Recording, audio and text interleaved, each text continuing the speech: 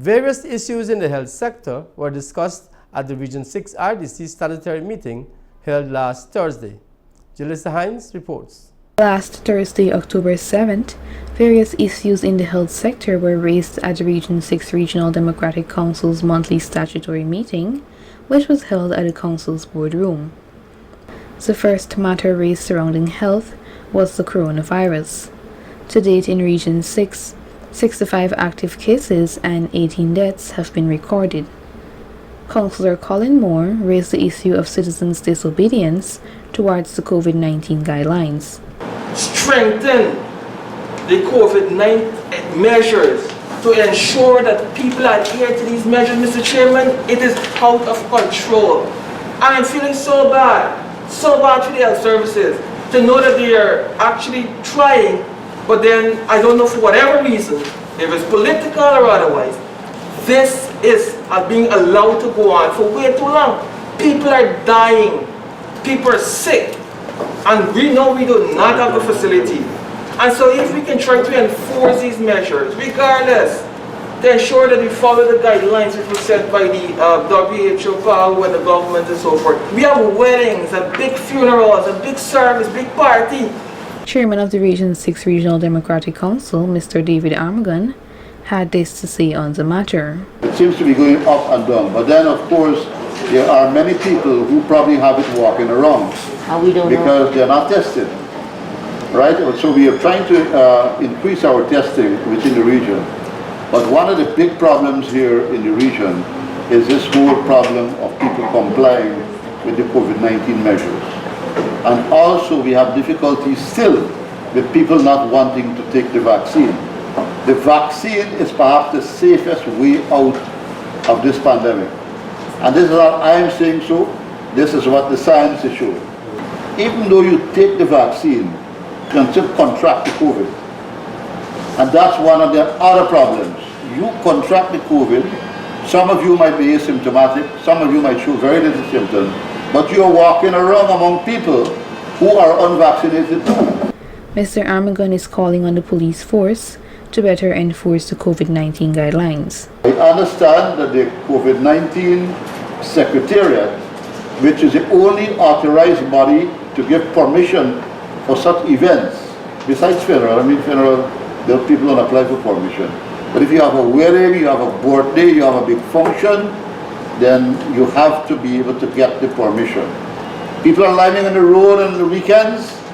You find that even when the shops are closed, there are cars lining the road. They don't wear masks. They have a whole set of beer on top of the cars. The enforcement aspect of the COVID-19 measures has to come from the police. And so this is a call for the police within the region to become more active in terms of enforcing these measures. Councillor Sherian Bihari then delivered the recommendations from the region's health committee. Medical clinic being sent to all the different health centers, because now we have great improvements to the health center with drugs, doctors are being placed at these health centers.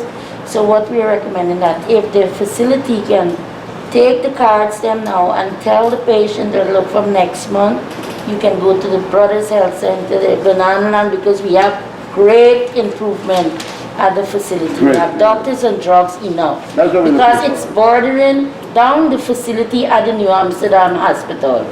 We're recommending once a month they go to Oriel and Security with the dental care and all the other cares, because we know we have a health center there, but it do not have dental cares in these states. Councillor Bihari shared these sentiments on the insanitary conditions at the New Amsterdam Hospital. Not cleaning it properly, and they're being paid. So I'm wondering if you're being paid, then we have to pay somebody else, like for come and watch money to do the work properly. Because that's how I see it at the hospitals. The infrastructure work are up and running at all the facilities, drugs, all the equipment. But I don't understand, if I've been paying you to do a job, why should I pay somebody to come and watch my fish sweep or wipe or whatever? Opposition councillors, Councillor Shirley Scott Richardson and Councillor Dionarine Bastio, also spoke on the matter. I would have viewed this information, and it says here, and I read, that the supplies that was requested for 2 weeks, not requested, the supplies that was given for 2 weeks is 1 4-pint bleach, 1 sweet soap, 1 toilet paper, 1 small soap powder sometimes, 1 toilet paper sometimes, Fabuloso and pine oil.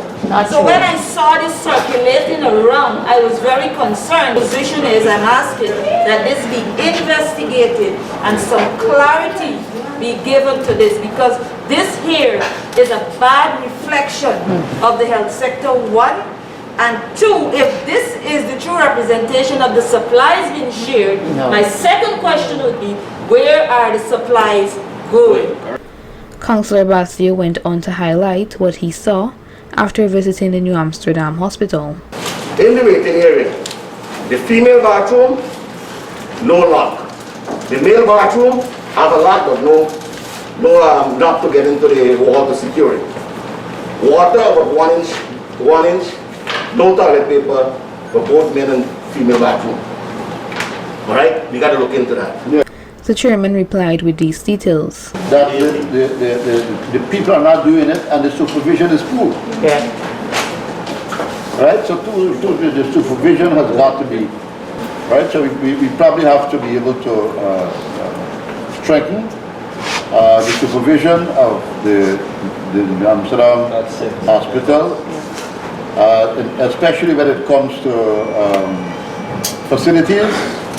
All right, in terms of the facilities, we got to get somebody to look at it and to be able to report and be hold that person responsible for the quality of the facilities. He went on to state, I know that there were some issues regarding cats.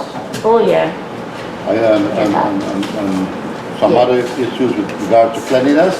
So we have to work towards ensuring that we can improve on those things, because you don't want a hospital where people insanitary and people have. So we have to be able to improve on that. In terms of the cats, I know there was an attempt made two weeks ago by an organization in Georgia that deals with cats and dogs, and they were coming there to give them some kind of medication to stop them from reproducing, stop them.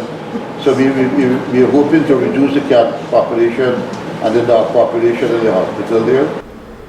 the matter is being deliberated among health officials to address the issue. Reporting for Channel 8 News, I am Julissa Hines.